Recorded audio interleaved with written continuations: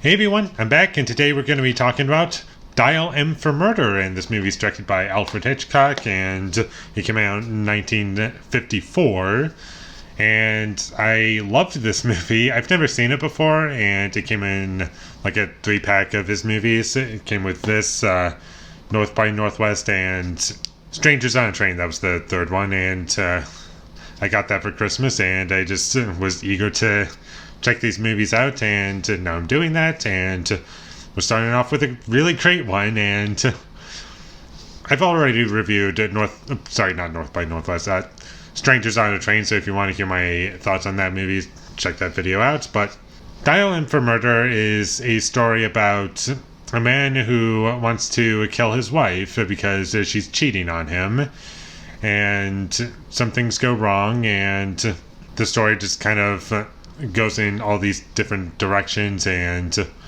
it's really great. And I loved a lot of choices that were made in this movie. I love the presentation of everything, and there's not a lot of locations in this movie. It's basically almost all in just one room, and that's where most of the movie takes place.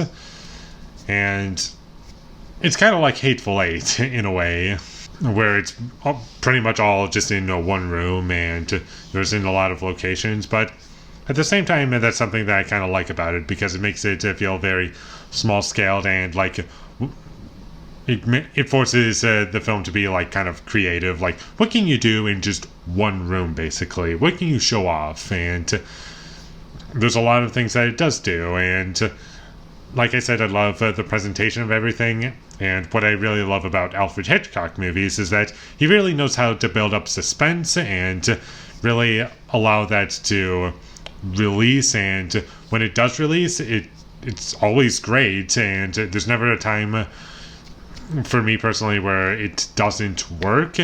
All the build up leading up to these suspenseful moments are earned, and it's one of the best parts about his movies whenever they do happen, and this one is no exception. I also like the music choices and when the film decides to use music, and it's most noticeable when something like crazy is happening. And for the most part, from memory, it's not used a lot in the movie.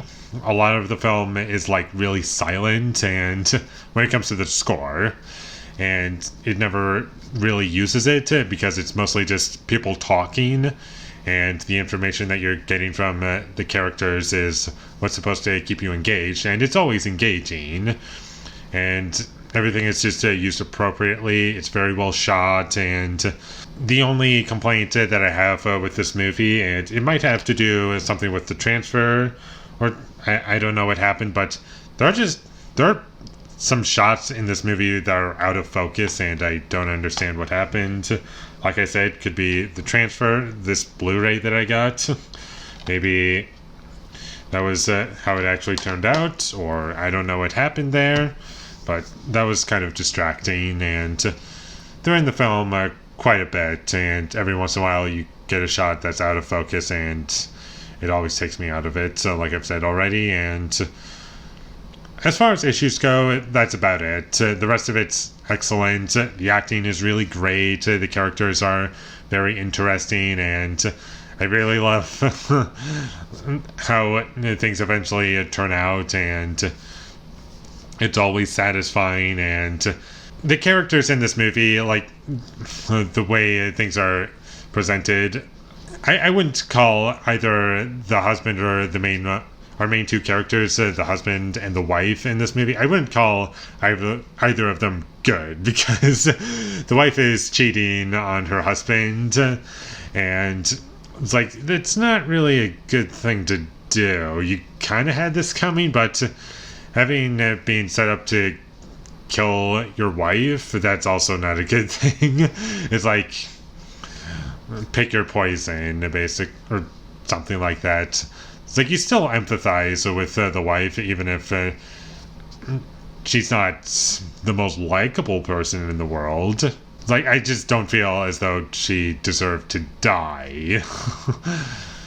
And the movie kind of lets the audience decide whether or not the husband is justified for feeling that way or not. And that's about all I have to say about this movie.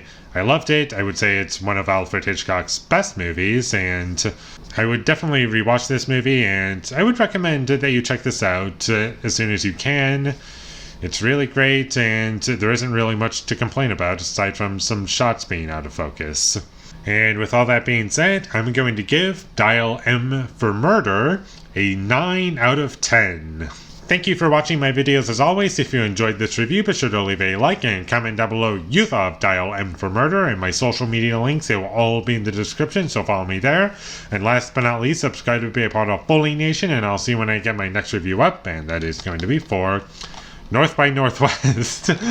So I look forward to that, but until I get that up, thank you for watching and have a great day.